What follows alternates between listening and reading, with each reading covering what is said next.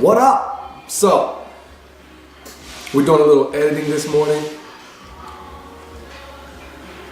Got my smile on because my wife said I look like Dr. Roboto with my mean face. I'm gonna knock some editing out. Got some videos coming up for you guys. Got some breakfast, got some arms, got some back. Gonna do some legs. Check this back video out real quick. It's nice and easy, nice and simple, some basic stuff. Nothing major, nothing heavy, just some real good stuff for a back day. What can I say? Sorry, I'm gonna beep that out later. Anywho, let's get to it. All right. Well, what we have here. I usually like to start off with wide grip pull-ups, as wide as I can, as wide as the bar will accommodate. I do as many as I can until I achieve the number of 50. You can start with something like 25 or 30, 4 or 5 sets, as many as it takes, but that's me, just to get the back nice and hot. Then I'll switch into some narrow grip pull-ups. The narrow grips I like to do because, it kind of gets the biceps, warmed up. I'm sure there's some philosophical explanation as to why people do it. I don't have one. I just like to go wide. I like to go narrow. I like to use my normal body weight. This one I break down to a set of 25. Nice and easy. I also like to get into, I think these are called cable rows. It's a simulated seating position. This also gets the back muscles, the lats, the rear deltoid, the rhomboids, all of those nice and hot. This gives me a good pump. I really enjoy doing this one here because the pump is insane. It really gives you that I'm doing back day feeling, You get your back nice and wide, nice and hot. I do 4 sets of 10 to 12 here, left and right arm, 4 sets. I'm flipping around to a machine that is a row machine. It has a vertical as well as a longitudinal adjustment. I'll go to, like a medium weight, nothing too heavy. You can go heavy, like I said. There will be heavy days where I can do some lifting, show you how I do my heavy days. This is a medium weight, something I can get a good squeeze, keep a good posture, keep my elbows nice and high. This works that upper midsection of the back, rear deltoids as well. Let's see if we can flip to a back view. Let me give you a back view here. This back view allows you to see, how erect I like to keep my back. This machine is really good because of that front stop. It keeps you in a real good position. If you notice, you can't put your elbows too high, but that upper grip area on that versatile grip section allows for me to try to keep my elbows nice and high. I like to put a lot of emphasis on my upper back, in the traps and rhomboid area, because they make your t-shirts look real good, fellas. When you're walking, holding hands with your girl, your wife, your lady, or whatever, and she can see you from the back, believe me, my wife tells me all the time, I wear my shirts well, it don't swell my head up, but it feels good to know that, when you throw your t-shirt on, whether it be your white tee, the uniform of the day, which is the tank top, the sling thing or something like that, you really feel, you really look good. This is all about looking good and feeling good. I'm not here to try to make this a, 100% do this and you'll get swole type effort. Follow these routines if you like, because they're very simple, very easy, and they give good results. Dumbbell flies for the same part of the back. I like to go with about a 15-pound weight first off, and then second set, I'll grab a 10, third set, I'll grab a 5, and I transition through them as I go through my sets. These I like to do to failure. The first set with the 15s, I do to failure-ish, 10 or 12 or so, maybe 15. The second set, I'll add a 10, so I'll go from the 10s to the 15s. Third set, I'll get a 5, 10s, to the 15s, to the 5s. when you're transitioning, you're doing them to failure because you really want to exhaust the muscles.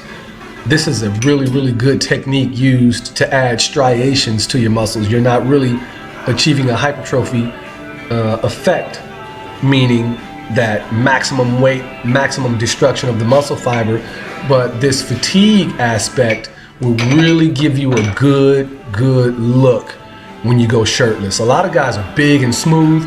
This to give you that chiseled look, that upper back where you turn around and it's like, oh boy, there it is, you know? You get you some back ink or something like that, it's gonna look real good back there. What I'm doing right there is I like to do a real good squeeze with no weights to make sure, you know, where you can't go with the weights in your hand, you take it there without the weights. Dumbbell rows. These are a old school, all-time favorite. Make sure your leg is back nice and wide. That stable foot right there is the foot that's out where the weight is. Your weight hand is where your foot should be. I've seen guys do this where their other leg, whether in this picture, say if my right leg was down and my left leg was up and I'm pulling with my left arm, you don't get any stability there, fellas. Ladies, no stability. Get that kickstand out there. This will allow for you to get a good posture, keep your back flat, keep your head up. When you're transitioning, the hand that's on the bench, you should have that knee on the bench. Same. That's how you do it. I've seen it done other ways. I'll tell you what, that is my opinion. Let me recant that statement. Do you, all right? This right here, I feel like that kickstand will really stabilize your platform and it will give you, you know, a better posture. Keep your core nice and tight, keep your back as flat as possible, keep your head up. Put that kickstand out there on the same side that weight is. Give it a shot, give it a try, and I think you'll like it. I've seen it done multiple ways. Let me give you another angle.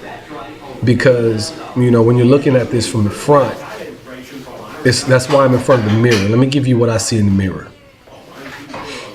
Approach, landing, got the kickstand out. You know, this is about a 40, maybe a 45 pound weight. You can go heavier. I've seen guys really crank on the weight in this one. I mean, they crank it up. And once again, I don't prefer to crank big weight. I will sometimes, but I'm more of a lean, mean fighting machine. You know, some of you guys that want to get big, get swole, get bulk, get buff, like they say back in the day, you won't get yoked, huh?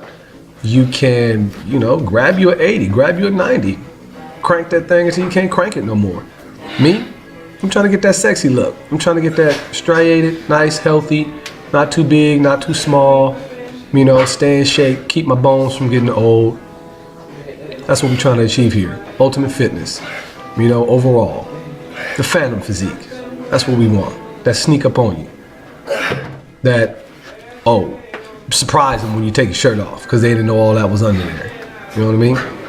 Anywho, rolling into, now these here, because I really am afraid of deadlifts, a lot of people give me flack for it. I don't care for it. I hurt my back on a Smith machine a long time ago, back in those days when I really didn't know what I was doing on the squats. And I'm terrified of anything heavy coming from the ground up because it gives my back trouble. So I do rack pulls, which I can show another day. And I do, you know, lower back extensions. Now these really will give you a good pump. This erects your spine. It really gives you that good, nice lower back, you know, pump. It feels really good to do. Sometimes you can lay the plate on your back. This one, I had, you know, a 25, 35 pound plate on my back. You can use a kettlebell as well, which I also do. I'll show you that. Hold it close to your chin. The goal is to put the weight in your chest area, above your stomach. You want to fatigue that lower back. So that's why I like to put it either up on the back, behind my head, or hold the kettlebell close to your face. I've seen people hold it on their forehead. I've seen people hug the weight. You know, whatever works for you. I like this one. I like them both actually. But when I'm doing back, I always do lower extensions. Actually, it's something I'm just really winding up to doing all the time because I hurt my back a while, you know, ago, and I just need to get it right. It hurts. If that's what you're wondering, I was thinking, this junk hurts. It's a good one though. And to finish it off, I do abs every other day. I don't do abs every day. I could, but you know, the way I have my routine cut out for me, I'm looking to, you know, grow my calves this year to a better size. I'm a naturally thin guy. I have really thin legs. I work the crap out of them, but they just don't want to grow like everything else. So I've turned up calves to twice, maybe 3 times a week. I do an ab, I do a calf the next, and a trap the next day. And I repeat, calf, abs, traps, calf, abs, traps. Today is a ab day, and these are weighted cable crunches. Again, if you got lower back problems or you're afraid of hurting your back, this is an excellent one because you don't put any pressure on your tailbone because you're not lifting from the floor. These cable crunches are awesome. You pick a spot on the floor from the up position, and then you try to put the top of your head on that spot. Don't bend at the knees and hips. Just rotate down and crunch that abdominal section over.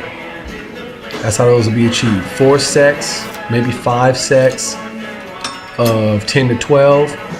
And of course, that last one, what I like to do is I'll take that weight that I'm using and I'll crunch until I can't breathe, until it hurts. And then I'll move the pin 2 weights down and I'll crunch again until I end up with a weight that I can pull fairly easy where I'm not doing any more work. And that'll be good. When you fatigue, you'll feel your back start to curl in the opposite direction. That's how you know your abs are tired. But again, you pick a spot on the floor, look straight down, and then you try to put the top of your head on that spot. That'll give you a good abdominal crunch, a good squeeze. And I think that'll just about do it for the day, because as you can see, I'm doing that little cat back move. That means you're tired. So, what you think about the BackDay? Anywho, give me some questions, give me some comments, some of your concerns and thoughts. Of course, I have more things coming up, some heavy days for some size, some different techniques for striations, different stuff for different reasons, different purposes. Once again, tell me what you think. I'm not good with this camera thing, so just tell me what you think, okay? We'll see. Peace.